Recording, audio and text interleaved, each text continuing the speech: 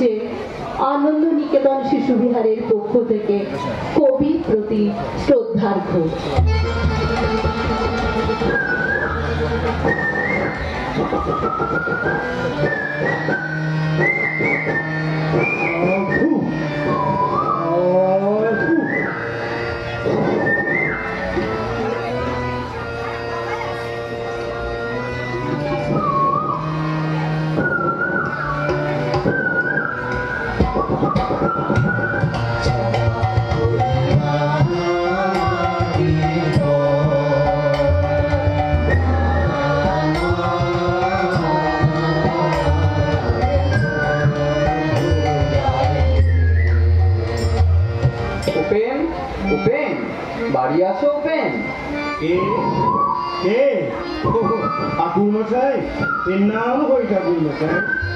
গঞ্জে যাচ্ছিলাম, আজ হাটবার না।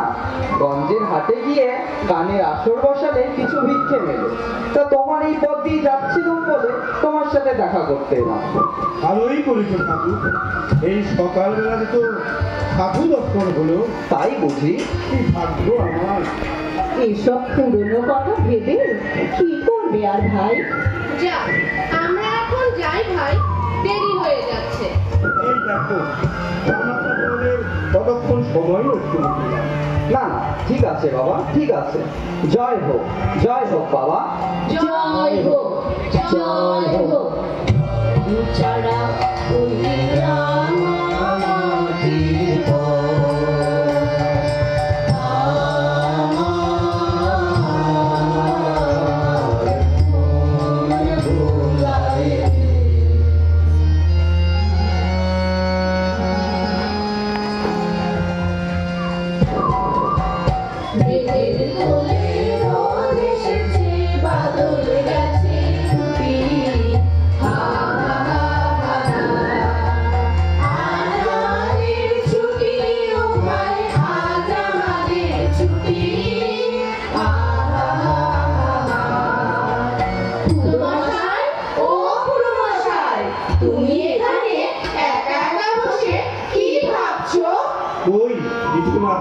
নিশ্চয়ই কিছু ভাবছো, কিছু না বললেই হবে।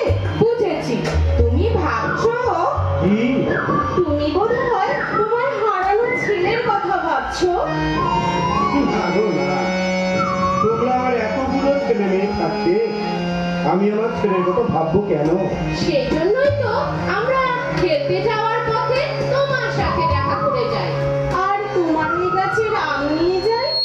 খুড়ো মশাই, আজ আম পেড়ে দেবে না? দেবো দেবো, নিশ্চয়ই দেবো। তাহলে তুমি আম পেড়ে রেখো, আমরা ফেরার পথে নিয়ে যাব। ঠিক আছে, তবে তাই হবে। তবে আমরা আসি। চল চল। মেঘের কোলে রোদ এসেছে, বাদল গেছে টুটি।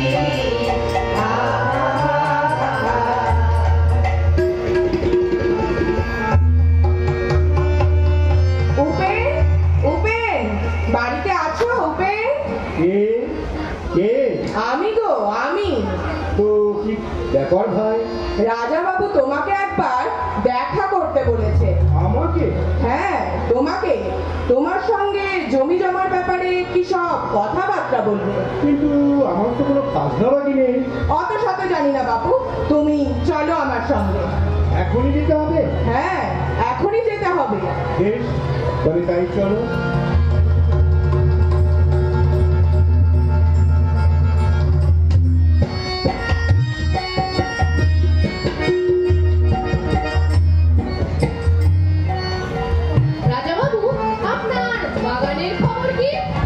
তবে তো শুরু করেছি, এখন বাগানটা কিভাবে সাজাবো সেটা ঠিক করে উঠতে পারি। কত বড় বাগান, সেটা ফলের গাছ, ফুলের গাছ দিয়ে সাজানো কি মুখের কথা বাবু? হ্যাঁ হ্যাঁ, 8 বিঘে জমি, কত গাছ লাগাতে হবে সে হিসেব আছে? হিসেব করার জন্য একটা অভিজ্ঞ লোক আনা দরকার। হ্যাঁ, আমার এক বন্ধু হর্টিকালচার নিয়ে পড়াশোনা করেছে, তাকেই ডেকে পাঠিয়েছি সামনের সপ্তাহে। তার আগে বাগানের জমিটা তো সাজানো দরকার। তা তো বটেই। বাগানের উত্তর পাশে ওই উপেনের ভাঙা কুড়ে ঘরটা ভেঙে দিয়ে ওর ওই 2 বিঘে জমি না নিলে হবে না, সেটা কি ভেবেছেন? হ্যাঁ হ্যাঁ, সেটা আমি আগেই ভেবে রেখেছি, তাই তো উপেনকে ধরে আনতে পাইপ পাঠিয়েছি। এর নাম হয় রাজা বাবু। এই যে উপেন, এসো। তা ভালো আছো তো? হ্যাঁ হ্যাঁ, ভালো আছি রাজা বাবু। আপনি আমাকে ডেকে পাঠিয়েছেন? হ্যাঁ, একটা ভীষণ সমস্যায় পড়েছি, এর থেকে একমাত্র তুমি আমাকে উদ্ধার করতে পারো। হ্যাঁ, তুমি উদ্ধার করতে পারো। আমি উদ্ধার করবো আপনাকে? ব্যাপারটা একবার ওকে খুলেই বলুন না রাজা বাবু। হ্যাঁ, পরিষ্কার করে বলাই ভালো। তোমার ভিটে জমির দক্ষিণ পাশে আমি একটা বড় বাগান তৈরি করেছি, সেটা দেখেছো নিশ্চয়ই। হ্যাঁ হ্যাঁ, সে তো দেখেছি। আর আমার বাগানটা সুন্দর করে সাজাতে তোমার 2 বিঘে জমিটা আমার প্রয়োজন। আমার জমি? হ্যাঁ, তোমার জমি। ওটা পেলে আমার বাগানটা দৈর্ঘ্য করতে একেবারে সমান হয়। বলেন কি রাজা বাবু? না না, চিন্তা করো না, চিন্তা করো না। তোমার জমি আমি উপযুক্ত দাম দিয়েই কিনে নেব। বিক্রি? হ্যাঁ, বিক্রি। তা ওই 2 বিঘে জমি কত দাম চাও বলো? 250? দিয়ে দাও উপেন, অনেক টাকা পাবে। টাকা? ও, আর একটু বেশি চাও বুঝি? তাহলে রাজা বাবু, ওকে মোট 500 টাকায় দিয়ে দিন। হ্যাঁ হ্যাঁ, ওটাই যথেষ্ট। না না, ও জমি আমি বেচবো না। দিয়ে দেবে না? তাহলে আমার বাগানে কি হবে? আপনার বাগান বানানোর জন্য আপনি আমাকে আমার 7 পুরুষের ভিটে বিক্রি করতে বলছেন? পিঠের আর কি আছে? একটা তো ভাঙা পুড়ে ঘর। হ্যাঁ, ওটাই ওটাই আমার জন্মভূমি। তাই লক্ষ্মী ছাড়ার মতো ও জমি আমি বেচবো না। বেচবে না? বেচবে না বললেই হলো। রাজা বাবুর আমার শখের বাগান। রাজা বাবু, বউ ছেলের চিকিৎসা করার জন্য আমি নিজেই আমার পূর্ণ করার জমিটা আপনার কাছে বিক্রি করে দিয়েছিলাম। আমার কাছে সোনার চেয়েও দামি ওই 2 বিঘা জমি। তাই শত অভাবেও এই 2 বিঘা জমি আমি বাঁচিয়ে রেখেছি। তাই লাখ টাকা দিলেও ও জমি আমি বেচবো না। আমাকে মাফ করবেন রাজা বাবু। ওকে ওকে, তোমার এত যে। আচ্ছা বেশ, দেখো আমি কি করতে পারি। এই নিয়ে যাও, কে নিয়ে যাও। না, এই জমি আমি বেচবো না। লাখ টাকা দিলেও বেচবো না। এই জমি আমি বেচবো না। লাখ টাকা দিলেও এই জমি বেচবো না। বেচবো না। দেখলে, দেশ দেখলে, বলে না এ জন্মভূমি। মা শুনলে, কথা শুনলে, বলে নাকি লাখ টাকা দিলেও ও জমি আমি বেচবো না। এই শোনো রে, শোনো। সোজা আঙ্গুলে ঘি না উঠলে বাঁকা আঙ্গুলে ঘি কিভাবে তুলতে হয় সে রাস্তা আমার ভালোভাবেই জানা আছে। চলো অন্দরমহলে চলো।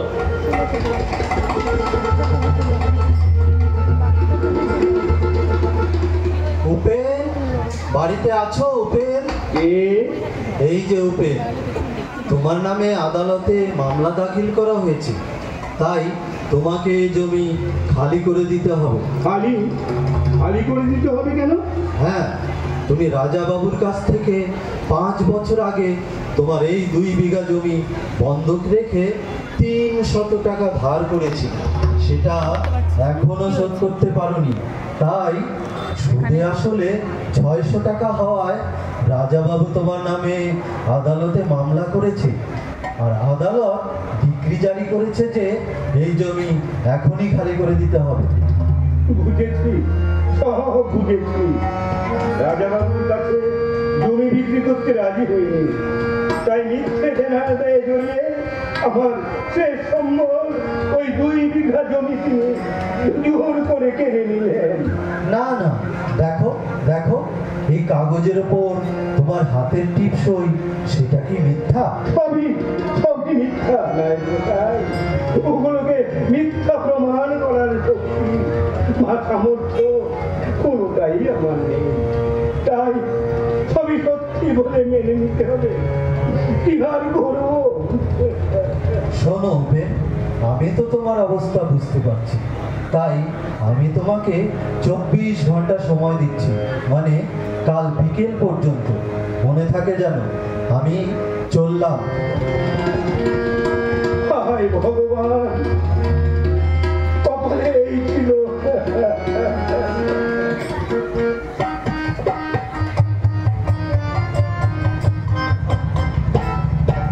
আমাদের ছোট নদী চলে বাঁকে বাঁকে, বৈশাখ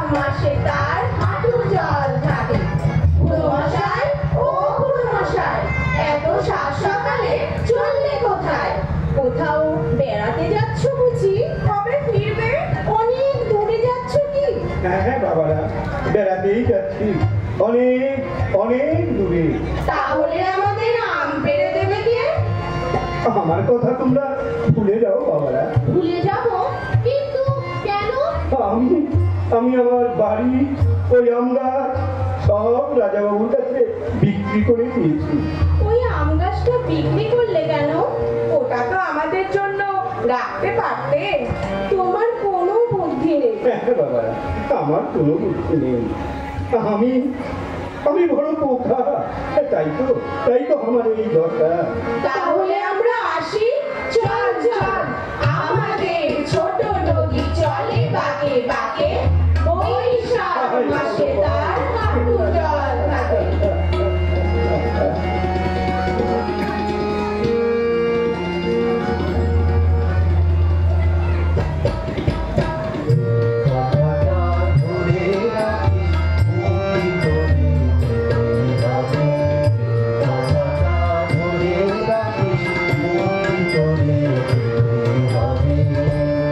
উপেন, উপেন, তোমার কি কিছু হয়েছে উপেন? আমার সর্বনাশ হয়েছে ঠাকুর, আমি ভিটে মাটি ছাড়া হয়ে গিয়েছি। সে কি করে? রাজাবাবু আদালত থেকে বিক্রি বের করে মিথ্যে দেনা আদায় করিয়ে আমার শেষ সম্বল এই 2 বিঘা জমি জোর করে খেয়ে নিল। বলো কি হয়? মাস দেড়েক আগে রাজাবাবু আমায় এই জমি বিক্রি করতে বলেছিলেন, কিন্তু আমি বিক্রি করতে রাজি হইনি। তাই মিথ্যে দেনা আদায় জড়িয়ে আমার ভিটে মাটি ছাড়া করে দিলেন। এ বড় বেদনার কথা। ঠাকুর মশাই, এই জগতে যার যত আছে সে ততই বেশি চায়। তাই এই 2 বিঘা জমি ঠকিয়ে নিতে তার এতটুকু বাঁধলো না। কি আর করবে বলো, সবই তার ইচ্ছা। তাই আমি ঠিক করে ফেলেছি, তোমাদের সাথে আমি পথে বেরিয়ে পড়ব। এ পথ বড় কঠিন বাবা, তুমি কি পারবে এই পথে চলতে? আমি পারবো ঠাকুর, আমি খুব পারবো। আর না পেরে উপায় কি? 3 দিনে তো আমার আর কেউ নেই, আর ভিটেটাও চলে গেল। ভগবান হয়তো এ মহাকূপ থেকে বের করার ইচ্ছে ছিল, তাই তিনি সারা বিশ্ব ব্রহ্মাণ্ডকে আমার ঘর করে দিয়েছেন। বেশ, চলো তাহলে, দেখতে দেখতে বেরিয়ে পড়ি। তুমি এখন আমাদের সঙ্গী হলে বিশ্ব ভ্রমণটা ভালোই হবে। বেশ ঠাকুর মশাই, কাল সকালে এখান থেকে আমরা রওনা দেবো। বেশ, তাই হবে। জয় হোক বাবা, জয় হোক। জয় হোক, জয় হোক।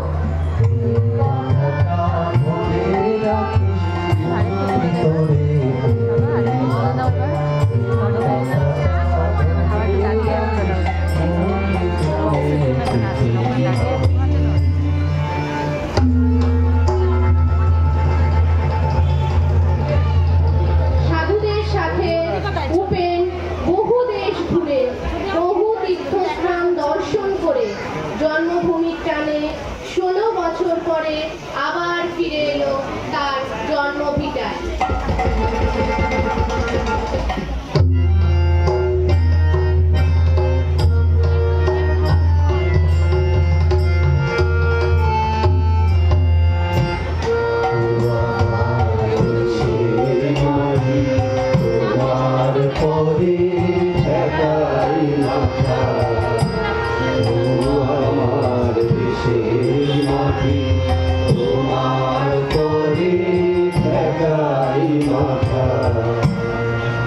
ঠাকুর মশাই, তোমাদের সঙ্গ পেয়ে আমার জীবন আজ ধন্য হয়েছে। এই 15-16 বছরে কত পাহাড়, সমুদ্র, শহর, কত গ্রামের মনোভব দৃশ্যই না দেখলাম। বাংলা মায়ের রূপের কি আর শেষ আছে? মায়ের একই অঙ্গে এত রূপের কতই তো দেখা বাকি।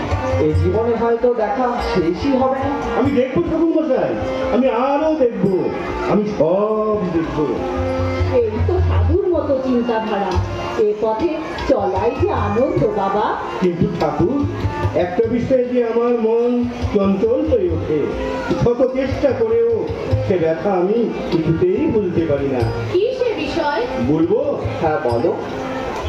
আমি 15-16 বছর আগে যাকে ছেড়ে চলে এসেছি তাকে দেখার জন্য যে আমার মন চঞ্চল হয়ে উঠেছে।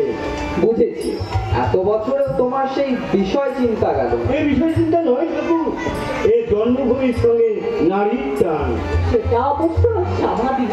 ঠাকুর মশাই, তোমরা আমাকে অনুমতি দেবে আমার সেই জন্মভূমি মাকে একবার দেখার জন্য? তাকে আমি একবার প্রণাম করতে চাই। তা যাও না, একবার গিয়ে ঘুরে এসো। তোমরা যখন অভয় দিয়েছ তখন আমি যাব। বেশ, কাল সকালেই তাহলে রওনা দিও। আজ তবে চলো। হ্যাঁ, চলো।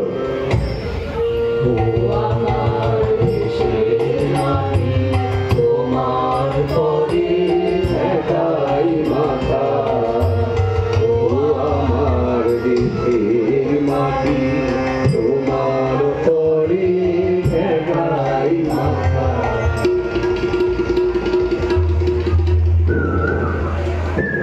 এই তো এই তো এই 15 বছরেও কোনো পরিবর্তন হয়নি। এই যেমনটি ছিল তেমনটি আছে। ওই তো রক্তলা, কুমোরের বাড়ি, ওই তো হাটখোলা, আর ওই যে ঠাকুর মন্দির ঠিক যেমন ছিল তেমনই আছে। আরে এটা কি? এটা তো আমার সেই আম গাছ। রাজাবাবুর কি দয়া, সেদিন আমার সব কিছু বিসর্জন দিলেও এই আম গাছটিকে তিনি টিকিয়ে রেখে দিয়েছেন। তোকে দেখে আমি পরম শান্তি পেলাম। একই মা, তুই আমাকে এখনো ভুলে যাসনি? তাই তোর ভালোবাসার ডাল আমায় দিবি? চোর চোর বাগানে চোর না, ঢুকেছে। আমি চোর নই, আমি চোর নই। চোর না তো সাধু। সাধু সেজে বাগানে ঢুকেছিস আম চুরি করতে। না, আমি চোর নই, আমি আম চুরি করতে আসিনি, সত্যি বলছি। এই বেটা, আম চুরি করিসনি তো? তোর হাতে আম এলো কোথা থেকে? বেটা চোর কোথাকার? না, এ বাগান আমার, মানে এই বাগান আমার ছিল। না, আমি চোর নই, সত্যি বলছি আমি চোর আমি নই। বলছি তুই চোর। না, আমি চোর নই, সত্যি বলছি আমি চোর নই। এত চেঁচামেচি কিসে? দেখো না ভাই, এই বেটা বাগানে আম চুরি করতে ঢুকেছে আর এখন বলছে এ বাগান নাকি তার ছিল। তাই নাকি? তা বাগানের মালিকের মুখটা একটু দেখি। তুমি আমাকে চিনতে পারছো না ভাই? আমি তোমাদের সেই উপেন। উপেন? কোন উপেন? এই তো 15-16 বছর আগে এই বাগানের 2 বিঘা অংশ আমার ছিল। ও তুমি? তা তুমি এখনো জানো না যে এ এখন রাজাবাবুর বাগান? ও বেটা চোরের সঙ্গে কথা বলে কোনো লাভ হবে না।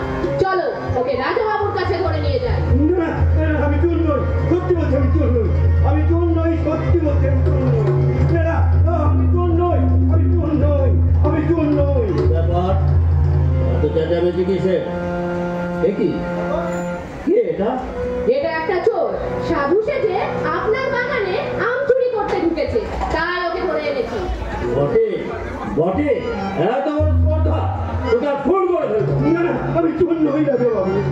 করছেন কি রাজাবাবু? শেষে চোর মেরে বিদায় করবেন নাকি? আরে চোর কোথায়? এ তো দেখছি সাধু। সাধু? সাধু বেশি চোর। ওই দেখুন ওর হাতে চুরি করা আম দুটো এখনো আছে। রাজাবাবু, আপনি আমাকে চিনতে পারছেন না? আমি আপনাদের সেই উপেন। থাক থাক, অত ফিরিস্তি দিতে হবে না, আমার অত শত শোনার সময় নেই। তা এতদিন পরে কি ভেবে অপমান বাবা? ও বোধহয় ওর পুরনো জমি দখল নিতে এসেছে। না না, আমি আমার পুরো জমির দখল নিতে আসিনি। আমি এসেছিলাম আমার সেই জন্মভূমি মাকে একবার দেখতে, তাকে একবার প্রণাম করতে। জন্মভূমি মা, আমার 7 পুরুষের ভিটের কাছে আসতেই এই আম দুটো আপনি আপনি আমার সামনে পড়েছিল, তাই আমি আম দুটো। আপনি আম দুটো তুমি নিয়ে নিলে? তা বাপু, পরের জিনিস না বলে নিলে চুরি করা হয় তা তুমি জানো না? থাক থাক, ওর সাথে কথা বলে কোনো লাভ নেই। ও এখন সাধুর বেশ ধরে চুরি করে বেড়াচ্ছে, এটাই হলো মুদ্রা কথা। ও যে এখন পাকা একটা চোর সেটা বেশ বুঝতে পারছি। রাজাবাবু, আপনি আমার কাছ থেকে যা যা চেয়েছেন আমি সব আপনাকে নীরবে দিয়ে দিয়েছি। শুধু এই আম দুটো নেওয়ার জন্য কথা শুনতে চাই না। আম দুটো এখানে রেখে মানে মানে সরে পড়ো। ফের যদি কল্যাণে দেখি তাহলে আজ তো রাখবো না। রাজা বাবু, কবি কপালের মেয়ে, তাহলে আজ আপনি হলেন সাধু আর আমি হলাম চোর। এ জগতে হায় সেই রেখে যায় আছে তার ভুরি ভুরি, রাজার হস্ত করে সমস্ত কাঙালের ধন চুরি। নিবেদিত হলো আনন্দ নিকেতন শিশু বিহারের পক্ষ থেকে কবির প্রতি শ্রদ্ধার্ঘ্য 2 বিঘা জমি। নমস্কার।